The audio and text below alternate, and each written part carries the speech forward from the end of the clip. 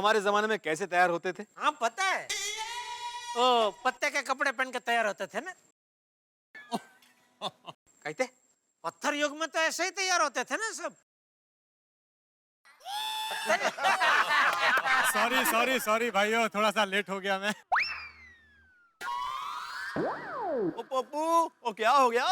वो क्या है ना, वो आज रासलीला की तैयारी के लिए मैं इतना उत्साहित था कि जल्दी जल्दी में तैयार होने गया तो फिसल गया और हाथ में मोच आ गई। सही बात है, मरहम पट्टी मैंने ही की है। तो फीस बीस दे के नहीं पोपटलाल ने आते भाई? नहीं। अरे पोपटलाल क्या कर रहे हो भाई? मग वो कहते हैं ना, हाथी पोपट से दोस्ती कर लेगा तो हाथी खाएगा क्या? क्या कर रहे आते भाई? मैंने आपसे पूछा था, आपने मुझे मना किया था फीस के लिए। अरे मैंने पोपट भाई कब कहा कि मैंने फीस मांगी और आपने नहीं दी? अरे मैंने अभी आपसे पूछा ना आते भाई कि पोपटलाल ने फीस दी, तो आपने बोला नहीं नहीं। अरे वो छोटे मोटे के लिए क्या फीस लेना, कुछ बड़ा हो जाएगा तो ले लेंगे। आते भाई, अरे मजाक कर रहा हूँ पोपट भाई। डेकोरेशन देखा कि नहीं? देखिए देखिए कितना बढ़िया किया है। देखिए तो देखो बहुत बढ़िया। वाह वाह वाह वाह वाह, क्या बात है, क्या बात है, कमाल हो गया भाई। कमाल नहीं, जबरदस्त।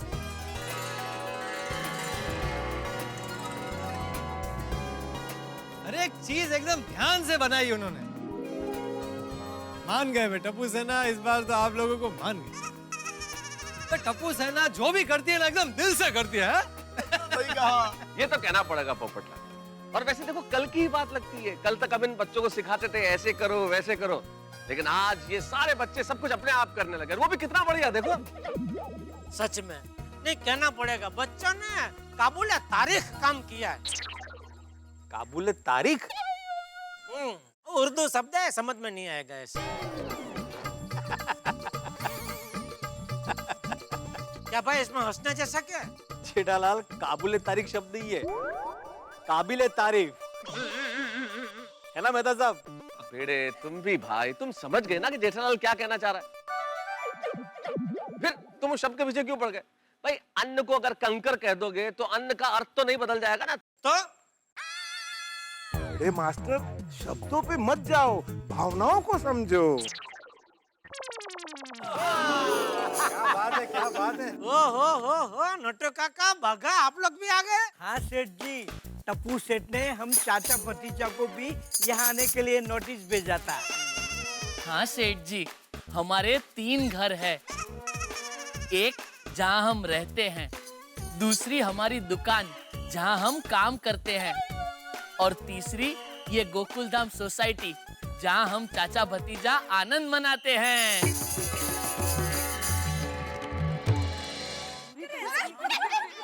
सारी गोपियाँ कृष्ण जन्म के लिए तैयार? हाँ। तो चलिए चलिए चलिए। क्या किया? हमसे मक्खन भी नहीं बनाया। अरे दया भाभी।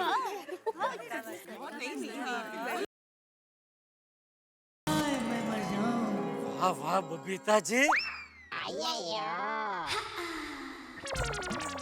अंजलि भाभी, कोमल भाभी, दया भाभी, दया, माधवी भाभी, रोशन भाभी। अरे क्या जबरदस्त लग रहे हैं आप लोग। ऐसा ही लग रहा है कि आप लोग तो गोकुल से डायरेक्ट आ रहे हैं इधर। आज तो कृष्ण जन्म पर हम लोग ऐसी रासलीला करेंगे कि समय थम जाए। जेठालाल, मुझे तो लगता है दया भाभी रास गरबा करने में एक दिन वर्ल्ड रिकॉर्ड बनाने वाली है। अपनी दया भाभी तो गरबा क्वीन है, इसलिए तो हमेशा इतनी फिट रहती है। इन्हें तो किसी जिम में जाने की जरूरत ही नहीं है। तो फिर मैं भी दया भाभी के जितने ही गरबा खेलती हूँ, ताकि मैं भी एकदम फिट रहूं। सही बात है कोमल, अगर तुम रास गरबा में तल्लीन हो जाओ तो तुम्हारा लुक अपने आप लीन हो जाएगा। सही बात है। भाई आप तो शायर हो गए, तल्लीन और लीन। अरे भाई सब लोग आ गए, लेकिन टप्पू सेना और चाचा जी कहाँ हैं? हरे कृष्णा हरे कृष्णा कृष्णा कृष्णा गोकुल धाम वासियों, आज कृष्ण जन्म के शुभ अवसर पर हम सबका सौभाग्य है कि श्री गिरधर महाराज जी यहाँ पधारे हैं। तो आज श्री गिरधर महाराज जी के संग हम भगवान श्री कृष्ण का जन्मदिन मनाएंगे और भक्ति रस में डूब जाएंगे। आज तो कृष्ण भगवान का बर्थडे हम ऐसे सेलिब्रेट करेंगे जैसे हमारे बेस्ट फ्रेंड का बर्थडे हो। टप्पू, भगवान का बर्थडे नहीं बोलते बेटा, जन्माष्टमी बोलते। और भगवान को ऐसे फ्रेंड बोलना भी ठीक नहीं है।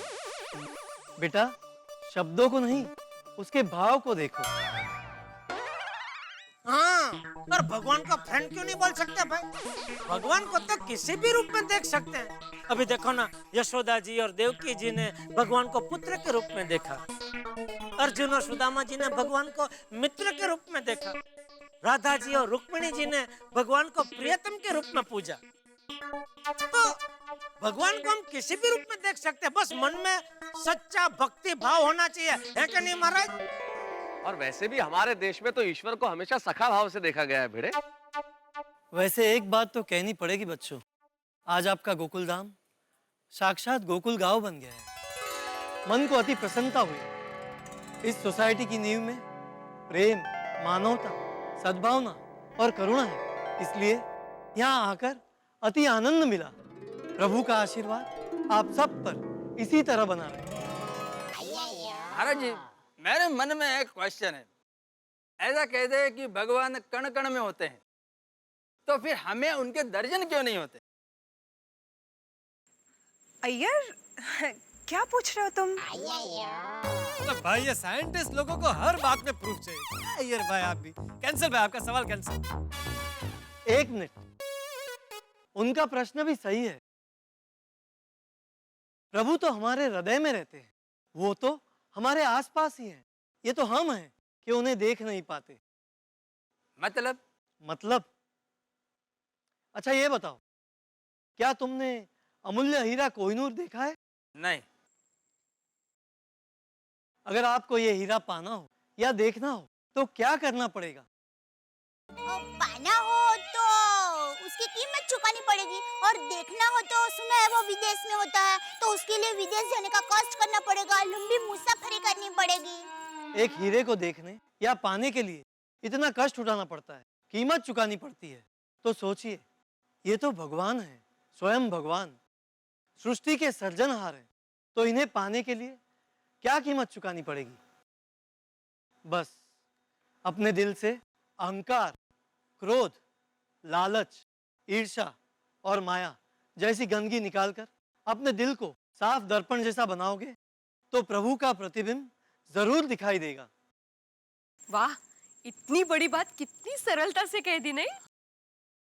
प्रणाम मुझे नहीं, उन्हें करो, क्योंकि मुझसे ये सब बुलवाने वाले वही तो हैं। महाराज, मैं ये पूछना चाहती थी कि दिल को दर्पण की तरह साफ कैसे रखें? रामायण, गीता, बाइबल, कुरान, गुरु ग्रंथ साहिब, वेद, पुराण जैसे सभी शास्त्रों में लिखा है जीवन कैसे जीना चाहिए। प्रभु भक्ति में मन जोड़ दो।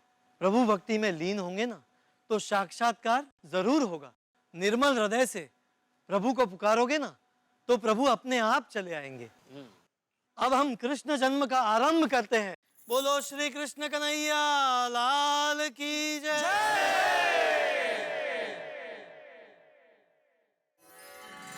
अब कुछ ही क्षणों में कृष्ण जन्म होगा।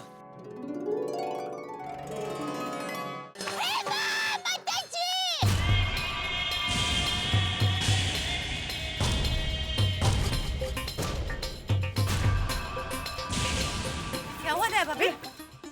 मेरी मटकी का माखन कहाँ गया?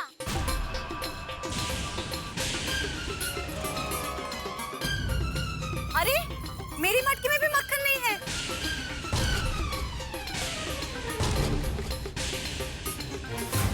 खुदा, मेरी मटकी भी खाली है।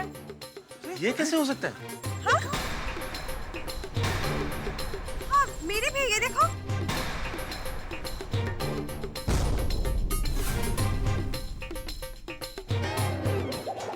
क्या? मैंने? कमाल है। टप्पू सेना, तो ये तुम लोग की शरारत तो नहीं है? नहीं नहीं भिड़े अंकल हम लोग ने नहीं खाया, हम लोग इधर ही थे। हाँ ये देखो भिड़े अंकल, हाँ ये देखो। अरे क्या भिड़े तू भी यार, कुछ भी हुआ तो टप्पू सेना का ही नाम लेता है। अभी इस साल बारिश ज्यादा हुई तो वो भी टप्पू सेना की वजह से हुई। हंस, कहीं तुमने तो मैंने नहीं खाया। मेरा मन बहुत कर रहा था लेकिन मैंने नहीं खाया। लेकिन ऐसे कैसे हो सकता है? मटकी में से मक्खन गायब कैसे हो सकता है? मटकियाँ तो हमारी नजर के सामने ही थी। अरे तो फिर मक्खन गया किधर? हमने तो किसी को आते जाते भी नहीं देखा। कोई बात नहीं, वो कहते हैं ना, हर जीव में प्रभु बसते हैं। जिसने भी मक्खन खाया होगा, हम समझेंगे उसके जरिए मक्खन प्रभु के पास पहुंच गया। सही बात है। अब तो प्रभु ही जानते हैं कि प्रसाद किसे मिला। कृष्ण कन्हैया लाल की गोवर्धन नाथ की श्री कृष्ण के जन्म के समय जिस तरह की खुशियां गोकुल में थी, वैसा ही हर्षोल्लास, वैसे ही खुशियां इस वक्त गोकुल धाम में। हर व्यक्ति भक्ति रस में डूबा हुआ है जन्मोत्सव पर। साक्षात गोविंद मुरारी पधारे हैं गोकुल धाम में। साक्षात प्रभु ने अपने चरण धरे हैं गोकुल धाम में। और प्रभु ने ये कहा है कि कल दही हांडी उत्सव पे वे स्वयं आएंगे मटकी फोड़ने के लिए। अब देखना है कि वे क्या करेंगे, क्योंकि प्रभु कृष्ण, आप तो जानते हैं श्री कृष्ण शरारती है, नटखट है। अब देखना यह है कि वो गोकुल धाम में दही हांडी उत्सव में क्या शरारत करते हैं। लेकिन जो भी शरारत होगी वो दिव्य होगी, ये अनुभूति अलौकिक होगी। जब आप देखेंगे मेरे साथ तारक मेहता का उल्टा चश्मा।